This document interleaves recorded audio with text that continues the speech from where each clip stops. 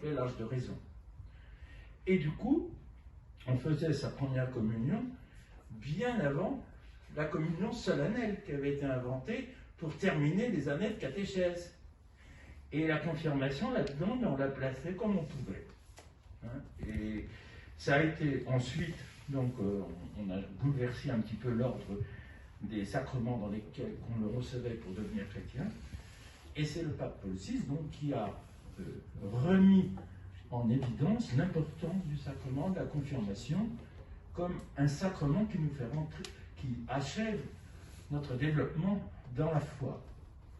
Et donc, c'est des questions d'opportunité pastorale. J'espère que mes mots ne sont pas trop gros, mais c'est-à-dire qu'on ne vit pas dans la même époque qu'au XVIIe siècle. Vous êtes sans doute rendu compte. Hein? Vous êtes d'accord? Bon, ça me rassure. Bien. Donc, vous ne vivez pas dans le même monde. L'adolescence, par exemple, est un âge qui s'est développé à la fin du XIXe siècle et pendant tout le XXe siècle, alors que ça n'existait pratiquement pas avant. Au temps de mes grands-parents, on passait de l'école au travail. Il n'y avait pas cette grande période pendant laquelle on prolongeait les études et puis qui aboutissait donc plus ou moins dans la vie professionnelle. Et donc le monde ayant changé et le mode de vie ayant changé, on a adapté la préparation à la confirmation à ce nouveau mode de vie et on a pensé que c'était à vos âges que c'était le plus opportun. C'est-à-dire que c'est là où ça tombait le mieux. Le pape Paul VI, lui, avait préconisé un âge. Il préconisait 12 ans. Et son texte, qu'on appelle un motu proprio, a été bloqué par la congrégation de la foi. Très respectueusement, naturellement, disant, mais très Saint-Père, on ne peut pas fixer d'âge à un sacrement qui fait rentrer dans la vie chrétienne. Comme on vient de le dire, c'est à n'importe quel âge. Mais, disons que c'est un âge qui paraît correspondre aux besoins spirituels qu'on peut ressentir à ce moment-là, en principe, et surtout d'affirmissement dans la foi, qui fait qu'on a placé la confirmation à cet âge-là. Mais comme tu vois, il n'y a pas d'absolu.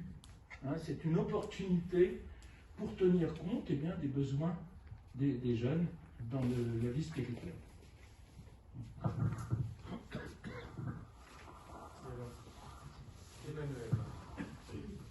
L'autre Emmanuel. Alors moi j'ai été confirmé à 12 ans, selon ce que disait le pape Paul VI. Donc, moi j'ai connu d'abord, j'ai dû faire la profession de foi en 6e à 11 ans, et puis j'ai fait après la confirmation en 5e. Voilà, j'étais dans une école catholique où on faisait les deux sacrements, enfin le sacrement de la confirmation après la profession de foi. Et donc, voilà, et j'en garde aussi un bon souvenir, même si j'ai pas beaucoup de souvenirs. Voilà, ça devait être le vicaire général qui venait à ce moment-là nous remettre, voilà, comme vous, dans 15 jours.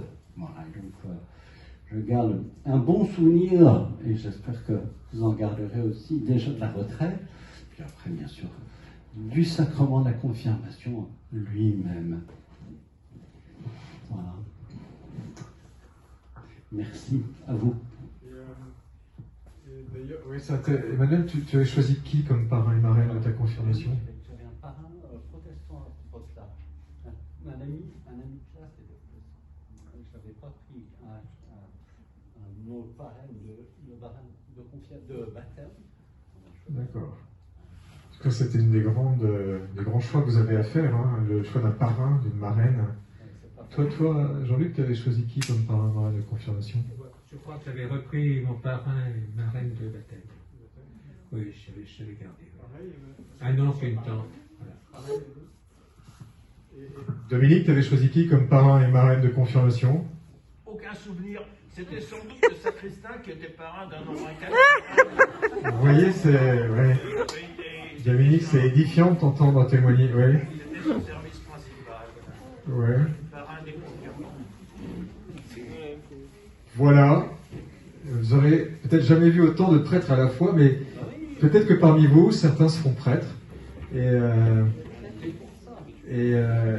c'est très joyeux la vie de prêtre, vous savez. Et donc, vous voyez, l'évêque a confié à ce groupe-là de prêtres la mission dans le secteur pastoral de Longjumeau. On porte ensemble la mission. on prie ensemble, on a une vie fraternelle, et c'est une belle vie, voilà, c'est une vie passionnante, difficile aussi, parce que la mission est difficile, mais justement, elle est d'autant plus passionnante. On va vous lâcher, hein, parce que, oui, il y a la messe à célébrer, dis donc. Hein. Oui, c'est la messe à célébrer. Maria, Oui, mon Pierre, père. Jennifer.